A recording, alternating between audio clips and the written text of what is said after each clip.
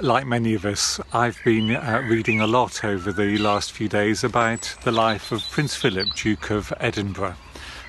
We've been reading and hearing about his service in the Second World War, all the way through his long service as husband to Queen Elizabeth for over 70 years, as consort, his concern for children and young people through the Duke of Edinburgh's award scheme, and for his prophetic voice in caring for the environment long before that became fashionable.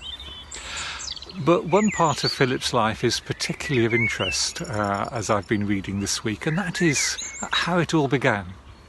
He first came to this country as a refugee, an asylum seeker. He had to flee from the land of his birth when he was just 18 months old with his parents. He was brought ashore to France in an orange crate instead of a cot as a baby at 18 months.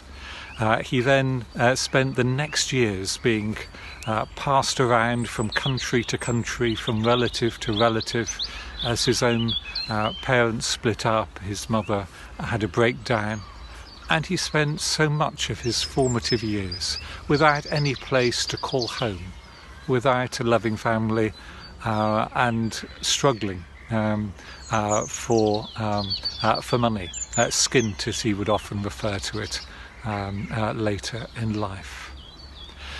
And so Prince Philip's life is a reminder to us that it was only really when he came eventually to secondary school in Scotland and then joining the Royal Navy that Philip found a stability and a home.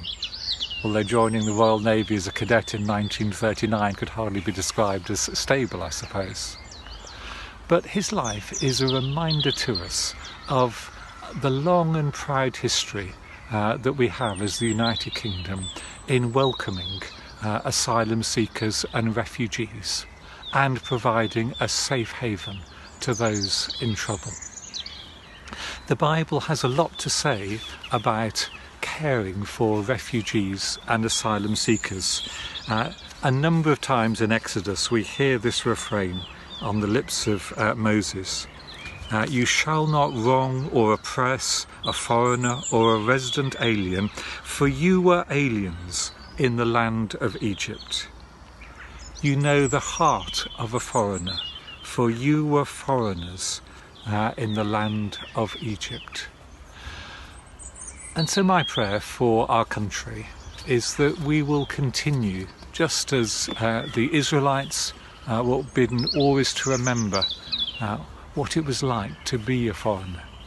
So our country will continue to be a place where foreigners, asylum seekers, refugees are made welcome, where they are enabled to make a contribution to our community and society.